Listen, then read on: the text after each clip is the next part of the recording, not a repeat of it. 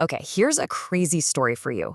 What if I told you one of the world's most prestigious brands, a name that means the best, actually went bankrupt, was secretly bought by its biggest rival just to be killed off, spent 50 years being basically erased, and then, somehow, came back more powerful and more profitable than ever?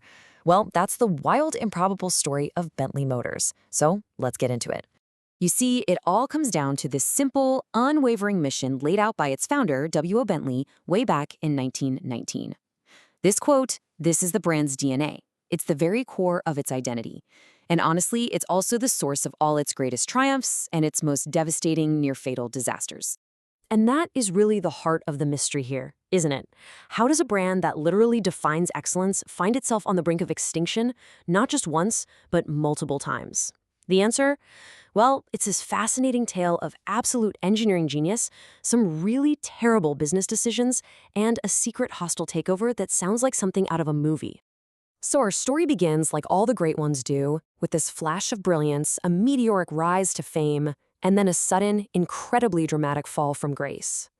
This is the era that really forged the Bentley legend. Before Bentley Motors was even a thing, W.O. Bentley was an engineer with a total obsession for making things better. During World War I, he came up with this idea for lightweight aluminum pistons for the engines in Sopwith Camel fighter planes. And you're not going to believe where he got this revolutionary idea. From a paperweight. Yeah, a simple aluminum paperweight he saw sitting on a desk. That one little moment of inspiration would go on to define the brand's performance DNA forever. So the early years were just a total whirlwind. Founded in 1919, Bentley almost immediately started proving its engineering genius on the racetrack, winning the ridiculously tough 24 Hours of Le Mans. These drivers, the Bentley Boys, they became absolute legends, dominating the race and even taking the top 4 spots in 1929. But here's the kicker, the really crucial detail. Despite all that glory, 1929 was the only year the company ever actually made a profit. All that success on the track couldn't save it from the Great Depression, and by 1931, it was bankrupt. And this is where the story just takes a completely wild turn. W.O. Bentley thought his company was being sold to a rival, a company called Napier. But no. At the auction, this mysterious front company called the British Central Equitable Trust swoops in and wins with a sealed bid.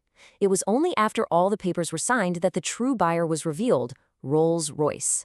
Bentley's greatest rival had just bought them in total secret, specifically to wipe their biggest competitor off the map. So that secret takeover, it pushed Bentley into what historians now call the silent decades, this long period where the brand just nearly vanished. But this wasn't the end of the story. This act also has 2 of the most important, most incredible comebacks in automotive history. And this right here, this shows you exactly what the problem was. Under Rolls-Royce ownership, Bentleys became little more than Rolls-Royces with a different badge on the front.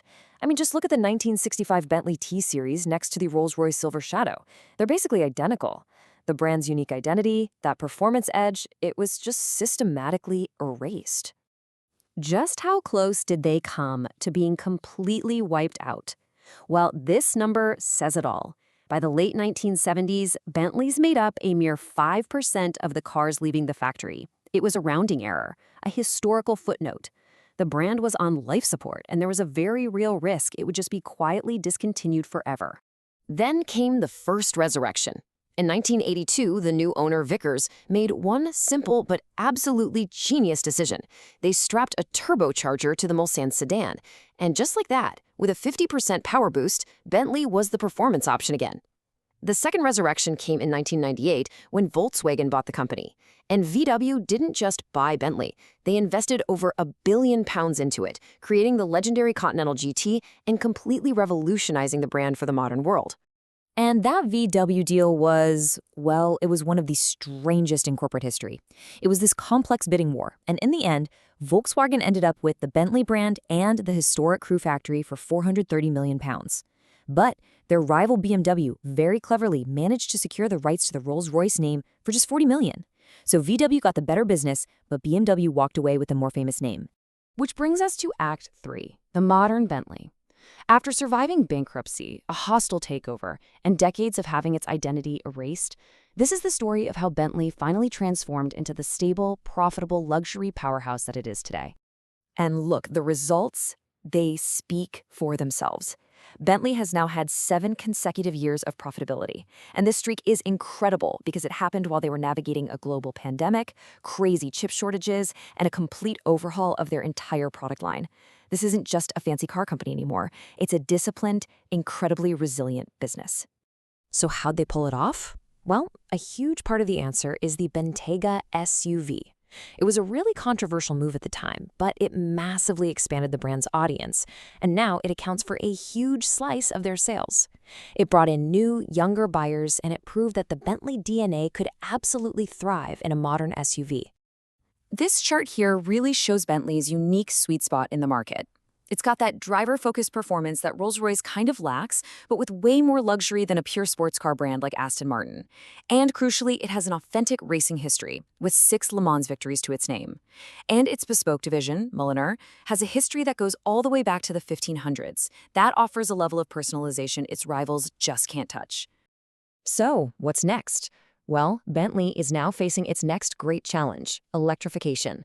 But true to its history, the company is framing it not as a hurdle, but as its third great resurrection. The first all-electric Bentley is coming in 2027, and the plan is for the entire lineup to be electric by 2035. What's amazing here is that they are funding this multi-billion-pound transformation themselves, using their own profits.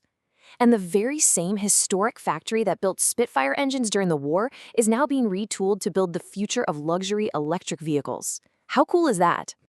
And this brings us to the final and most important question. In a future where instant, silent acceleration is available to everyone, how does a brand that was built on the soul of a powerful engine maintain its identity? What is going to make a Bentley feel like a Bentley? That's the challenge, and the answer to that question is going to define the next chapter for the car that just refuses to die.